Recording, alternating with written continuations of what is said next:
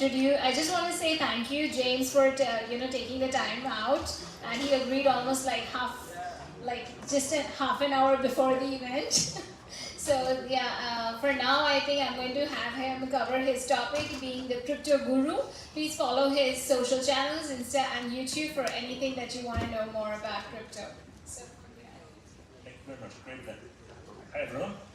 So today I'm going to talk to you about my journey through crypto and what I think is going to be happening in the market. I'm going to talk about what I think the price of Bitcoin will be at the end, because I think that's a very important subject when it comes to the whole space, because a lot of this talk of regulation and everything that happens in the markets is very intertwined with the price of Bitcoin. When Bitcoin's going up and everyone's in FOMO and the news is talking about Bitcoin, everyone's going through, your parents, your grandparents are asking about Bitcoin.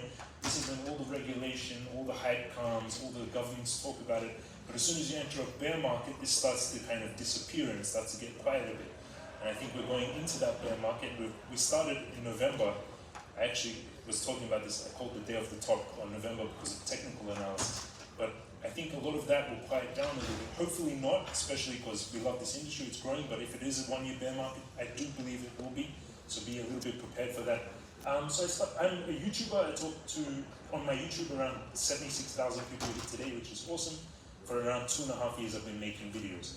And I talk about the price of Bitcoin, I talk about what's happening in crypto space, what's happening in the crypto markets, and what I invest in, and what I do with my money in the markets. Not just crypto, I also invest in stocks, and I'm also a venture capitalist. So yeah, you can follow me on YouTube and watch me every day. I make videos. I love doing it. I love talking about Bitcoin and cryptocurrency. It's a passion of mine, mainly technical analysis, which I started doing at the age of 14. I don't know if whoever knows this, anyone put your hands up if you know this software? Nice, only 3 people in the room.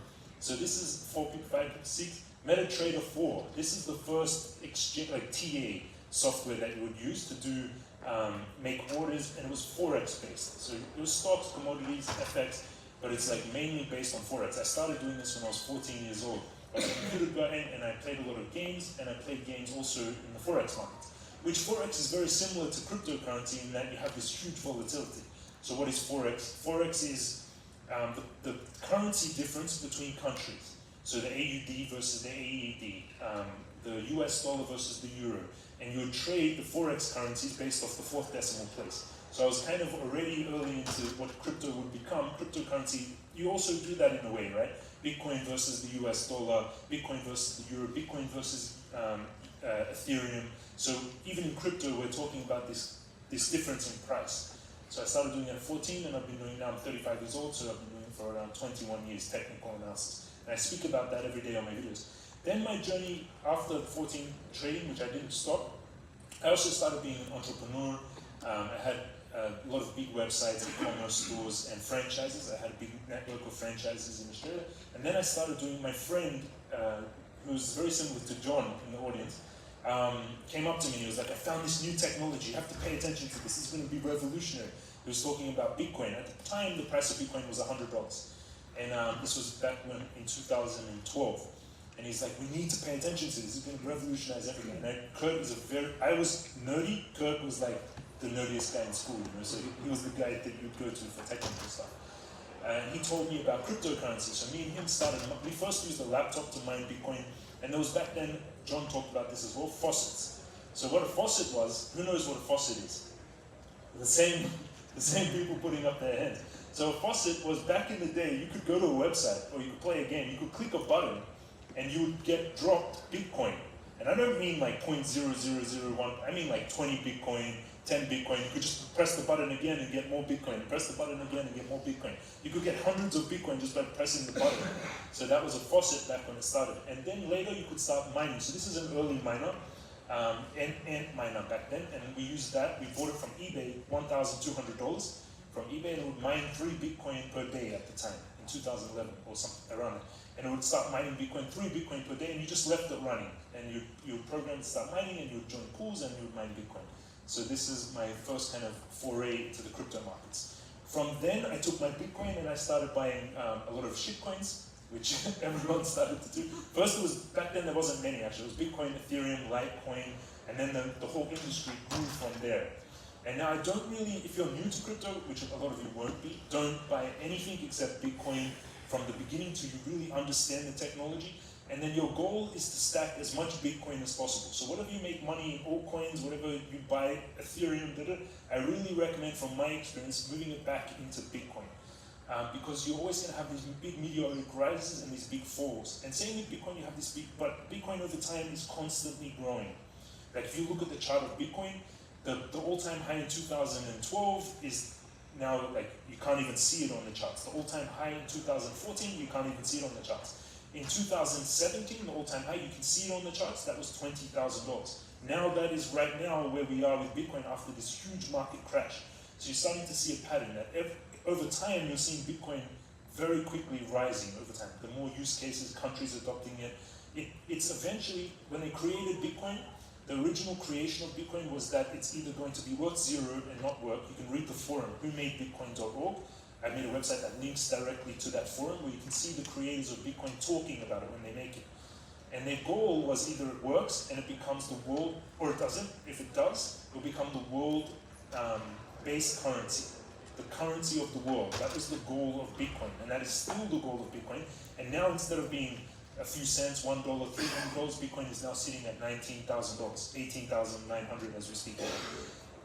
So in the long run, their goal was that Bitcoin will be valued at all the value of currency. Actually, in the long run, they believe it will be $400 trillion, all asset classes.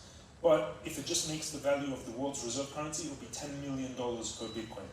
So whenever you're seeing these big drops, just keep that in mind about what the actual technology is. Bitcoin is meant to be the currency of the world. So you got to, and it's really the first money that's ever existed. I have a course that I teach in depth about this. The Crypto Master course, there's 6,500 students now taking it. And you really need to keep that in mind, that the creation of Bitcoin, when you watch Star Trek movies, you don't see them trading, giving each other paper. You know, if you watch any futuristic movie, it's always like a digital currency. And Bitcoin is that digital currency. And why it's very powerful is for thousands of years, we never really had money. All money was kind of fake in the way that it's backed by a government, it was backed by a king. King Solomon, John, for example, said, like, even if you go back to Egyptian times, Jesus' times, it was a money controlled by a government, a king, a dictator, a group. It wasn't real money in the fact that they gave it its value. The people gave it its value, but the people that controlled it were the people that were controlling that population at the time. So gold was controlled, they would put out the supply, they would control how much supply there was, for example. And that's the same thing with all currencies today. The US dollar, you saw what happened now in 2020 because of COVID. They printed, I think it was $8 trillion in total. It was 40% increase in the total supply of your money. So that means if you, in 2019, if you had $100,000 saved in your bank account, US dollars, really right now you don't have $100,000 anymore. It still looks like you do, but you actually only have around $60,000 of buying power. So a lot of people don't realize this. They think they've got a lot of USD in their bank account right now, and maybe it's 10,000, maybe it's 10 million. But when they printed this much US dollars, and you're not going to see you're only starting to see the effects of this hyperinflation, this inflation that's happening. So if you had $1 million US dollars in your bank account, you actually only now have $600,000 of buying power. Your money almost got cut in half. So when you're seeing this big drop in Bitcoin, you really need to take that into account, that your actual money got cut in half. You still see the numbers as they are. But if you keep going back in time, you remember this, like to buy a milk, like a bottle of milk, like when you were younger was cents, right? To buy milk now is $2. To buy petrol is $1. To buy a house, if you remember your grandparents or some of you are older, you remember the price of houses. Even me, when I first bought my first house, I was 18 years old. In Australia, it was $200,000. Now that the minimum price you can buy a house in Australia is $1 million. So you really, over time, can see what's happening with your currency. So always keep that in mind, that Bitcoin is going to be the future currency, and when you're saving your money in US dollars, whatever currency you have right now, just keep in mind that over time, it's losing its buying power. So that's why, and Bitcoin can't do that. The reason Bitcoin can't do that, it's only limited to 21 million Bitcoin will ever exist, ever. So that means they can't print more of it. No one controls it. Not like the US dollar controlled by the Fed, not like any other currency. The Bitcoin currency isn't controlled by anyone. It's a computer code that was released and it will do its job. And no one can affect that code. So in the long run, I really recommend that you always keep some of that of your, I like to move my, I call it like monopoly monies, every currency. If you look in my wallet right now, I travel a lot, giving conferences, speeches everywhere around the world, and my wallet literally looks like monopoly money. Like inside, I have currencies from every single country. I can look through. You have this. If you travel a lot, you know what I'm talking about. So just move your money as much as you can into Bitcoin, and don't do it when it's 69,000 and everyone is talking about it. Your mom's talking about it. Your grandma's talking about it. That's not the time to be moving your money in there. The time is now, or in these times when no one wants to touch Bitcoin. When they hate it, they think it's a scam, when the conference is not packed out, this is the time you want to be buying. This is where it really becomes the powerful thing, where you really can amass wealth. And every day I talk about Bitcoin. Hello gurus, welcome to another episode. Hope you're having a beautiful day. I'm here at the MetaDecrypt Summit, which is very... That was yesterday, and in multiple languages. أهلا الأخوة، أهلا بكم في حلقة أخرى. أتمنى أنكم تحظوا بيوم جيد. أنا هنا في MetaDecrypt. Merhaba gurular ve kanalımıza hoş geldiniz. Şu anda MetaDecrypt etkinliği. So it's like in Korean, Turkish, many countries, and I talk about Bitcoin every day, and I have quite a big audience. And I teach them these things, and I look at the technical analysis, what's happening to the price of Bitcoin, what's happening in the markets, also what's happening in the stock market. I'm not just I don't believe any asset classes, like never put your wealth or your eggs all in one basket, right? So I still invest in stocks. I like Facebook, Google, these stocks that are changing the world. And I'm also a blockchain technology advisor, so I advise a lot of projects. I get a percent of their supply, and then I connect them to my entire network, all the knowledge that I have in the space. I'm an influencer, which means that I talk about crypto, so I have a lot of followers. And with that following, because what I inform them, they learn from me, and they do actions based off what I tell them. So an influencer means a lot of projects want us investing in their project, because if we're invested in their project, so influencers a lot of the bigger ones don't get paid like the rumors are. They actually get given, you become a VC, venture capitalist. So projects will come to you and they will offer you to be invested in their project. And if you like, we don't invest in everything, you invest in good projects. And if you invest in the good project, you normally will talk about it, right? And then with that, then 150,000 people see that I invested in a project, and then they want to also come into that project usually. It gives exposure to the companies. And the role of an influencer as well is to try and, like a lot of influencers get a bad rap that they shilling bad projects. That's not the case, because we invest our own money into the projects. We want to make sure they're really good projects, because we know that if we talk about the project, a lot of people also want to talk about that project. So yeah. And I'm also the founder of a game called Magikraft, which I'm going to show you on later on. It's a play-to-earn game, and this is where Web3 comes in. So what Web3 is, in my opinion, it's moving from centralization. So Google owns YouTube, it owns all your data. Facebook owns Instagram, it owns WhatsApp, it owns all your data. And the creators that work for YouTube, they get a very small portion of the money that they bring to the platform, right? The advertisers pay YouTube, Google, to advertise on YouTube, and Google keeps a large percent of that profit, and they give a small percent to the influencers, the creators. But that's changing. With Web 3.0, the creator is starting to control their assets, to control their audience, to have to hold their value. And that's the just way, right? Because the people are following the creator, so they should get the majority of the share, where unlike at the moment with Google, Facebook, they're giving you like 10% or a very small percentage of that share. So in the long, that's changing with Web 3.0. You own your content. You have power. You hold your, like Bitcoin. You hold your money, and that's what's really powerful about Bitcoin.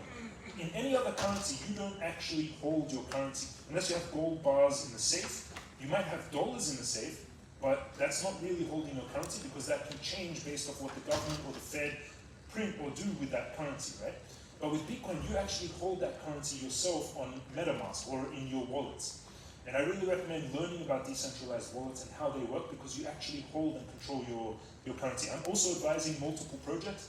So I'm advising Chibi Dino, and they have different use cases. So Chibi Dino is an NFT game and a currency going to be launched called Hoop.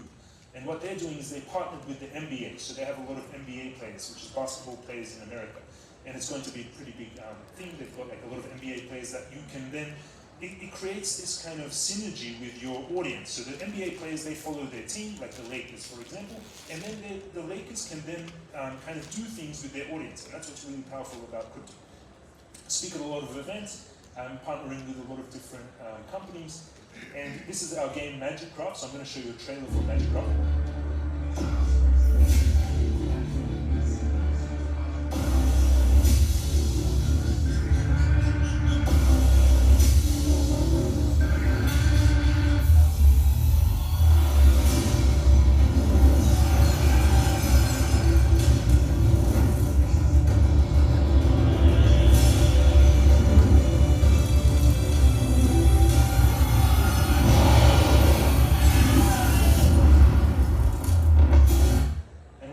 Magikraft is it's going to be one of the first play-to-earn games so that is going to integrate your MetaMask, your wallet, with the game. Now, why is that really powerful? There's 3 billion gamers in the world at the moment. 3 billion gamers play games. That's half the world's population. It's an industry that's $300 billion a year. Now, the problem is all the money in your games that you play now are not real. It's not real money. So your kids play games, you play games. And like me, I was a big computer nerd. I played a lot of games, Diablo 2, Lineage 2, Counter-Strike, everything. And I would always get yelled at by my parents because they tell me, you're wasting your time, you're not making any money, you need to do, but that was a mistake because now the world is like becoming this technical world, right? But now with play-to-earn games with crypto, why crypto is very powerful, it allows microtransactions. The whole industry really comes down to microtransactions. Before, you couldn't share a cent or 10 cents. You couldn't share that with someone in a product. But now with cryptocurrency, you can make transactions on this micro scale. And that will allow, so this is the game, for example, it now allows you to connect your MetaMask to the game. So this character here, this is an NFT that someone holds in their MetaMask. So they hold an NFT, and that represents a character in the game. Now, why that's very powerful is now your games, your things that you buy, and this is just in the gaming format, but it's going to apply to everything. You will hold your item in your wallet. So you will hold your characters, you will hold the gold, which is MCRT, the token. You will actually hold the item, you will own it. So in the past, for example, when I played games when I was younger, there was very big economics in some of these games, like in Lineage 2. A bow in Lineage 2 was worth 10,000 US dollars. But that bow, you couldn't, the way you would sell it, you have to go on eBay, you'd have to drop the item in the game, you'd sell it on eBay, and you'd get that money, and hopefully that transaction would take place, but it was like done outside of gaming. But with crypto, you can merge your MetaMask, and you can have real transactions, and you can sell the items, the gold, you will actually own it in the games. And that's very powerful. Like if you ever played a game, the tokens, the gold, the weapons, you can actually own it, and you can sell it, you have control of those items. And that's going to be a very big thing in a $300 billion a year industry, in my opinion. Also, all games in the future will be play-to-earn games. They will use crypto integration. No one is going to play a game again, especially if you're a young kid and your parents are yelling at you, stop playing games, you can't make money, if you can actually make money in play-to-earn games. And some of the tournaments, League of Legends was the most watched sport game ever. And I mean including FIFA, soccer, basketball, the NBA playoffs. League of Legends tournament was the most watched. It had 150 million people watching that tournament. The biggest game that was watched, and that's a very powerful thing, and this is going to keep going because you can make millions in games, and when these economies really grow, some of the games have bigger economies than countries. So it's a very powerful thing that's happening. Also, why I do this, why I make these videos every day, is because I get comments like this from my audience. So my portfolio just from Stayfly hit $1 million today because of James and his expertise. Ahmed, I was in the process of buying a $2 million house because of your videos. Greeting from Sweden, I bought a Ferrari 430 Scadia from following your games of your channel. Your course is amazing, I'm buying a villa in Punta Cana, so I really help a lot of people. And this is just example 4 of thousands that I get all the time. And that's really something, I've got my face, someone buys car collections, they have a huge car collection because they're learning from me a lot, and he stuck my face on the back of his cars. I would show that, but I didn't get the photo, so I get it, it's very nice. And this, unfortunately, is what I think is going to be happening to Bitcoin in the short term. This is my price prediction, I do TA, so I actually predicted the drop on the 11th of November from 69,000. I was pretty much one of the only people in the world saying, I was actually at the financial summit talking about Bitcoin that I thought were near the top. And this is what I think is going to be happening to Bitcoin. Hopefully this line that you see, this white line on the bottom, that's the trend line. Hopefully that holds, and if we can hold 19K, it's not going to be a long winter. Everyone here can go back to their business, bull market will start again, and you'll start making a lot of money. But be prepared that if this happens, it's going to be at least a 1 to 2 year winter, meaning if you know what that means, it means crypto goes quiet. And that's the time to be buying. So if you're looking at this and panicking, think that you are lucky that you're going to be able to buy Bitcoin again at $12,000, and in the future it will be $10 million per Bitcoin. So really like look at it as an opportunity. If you ever missed out in the beginning and you were watching at 69K saying, I missed out on Bitcoin, this is the time to actually be paying attention to Bitcoin. And if that plays out, target will be 12,000. I'm going to be buying at 13,900, 12,000. I'll be buying with millions of Bitcoin, millions of dollars worth going down. But I already started buying Bitcoin also at these levels, but I do believe that this is going to play out. So just keep that in mind. It's still, if you look back 3 years ago, I've always seen the same pattern. When it was $100, it went to $1,000, everyone panicked. I'll ask questions in a second. And then when it went to 20,000, it came down to 3,000, everyone panicked. When it went to 69,000, everyone wanted to buy then. No one wants to buy now. At 12,000, that will be your opportunity. And if you want, these are my social networks on Twitter, YouTube, Instagram, and you can scan that QR code with your phone, and you'll get linked to my Instagram, and you can follow me. Sorry, I put this presentation together literally like 2 hours ago, so I did it very quickly. I'm quite impressed actually with it. I hope you are as well. If you have any questions, yes. I never try to. I never try to guess the exact bottom. I buy it at the 3 lines, and my targets for Ethereum are 800 and 600, and worst case 300. But I've already started buying Ethereum now. So never try to catch the exact bottom. I did catch the exact top, and I've done this multiple times throughout the years, but the best strategy is DC, sell towards the top, multiple sell orders, and buy towards the bottom. And if you're ever one of these hodlers, don't do it. I've been in this space since 2012. This HODL thing is very stupid.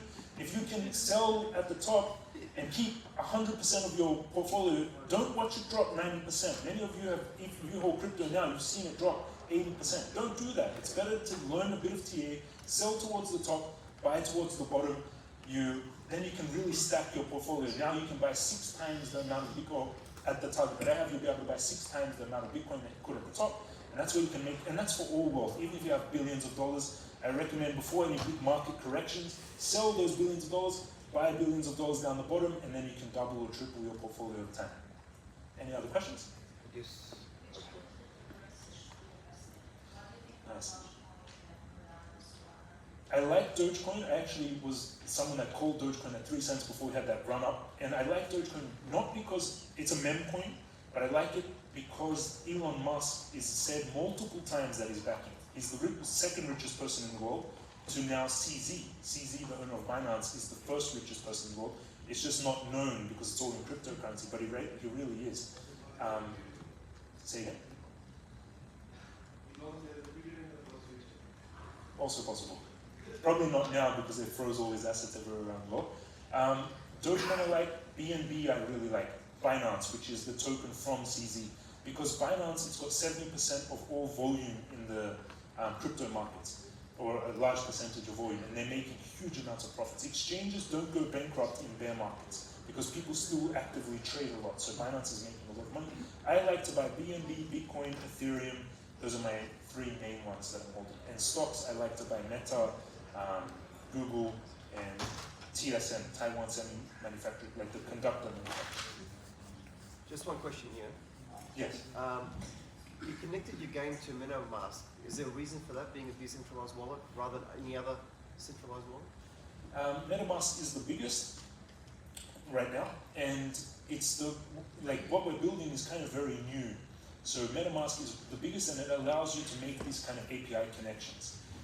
And most users use MetaMask. It's also a very good wallet. In my opinion, very safe. You just have to protect your key. Also, always protect your key, everyone. Never give anyone a private key, and split your key phrase in half. Put half in a secure location, half somewhere stored. But MetaMask is the biggest and the best so far. Sure. Would you see an advantage having centralized exchanges giving that same advantage as well? Anyone new to crypto, I really like them using centralized exchanges first. Binance, BitGet, Bybit, because they can't make the mistake of leaving their private key somewhere and then someone stealing all their cryptocurrencies. Anyone that's not technically savvy, because with an centralized exchange, you need to use your email, you need to have confirmation, you need to use a two-factor authentication. And in my course, I teach this as well. That's why I like the centralized exchanges for anyone that's new. If once you learn about this industry, then move some money into hold it in your own wallet. Thank you very much. Well, I'll have a chat with you. Thank you, but we'll have to wrap this up. Thank you so much, James. I think this was really, really engaging and that's very, very nice. Thank you. Thank you very much. Thank you very much. Well, this brings us to our next guest speaker, and that's Upton. Upton is a video content creator as well and journalist with 1.2 million followers across TikTok, YouTube, and Facebook. He makes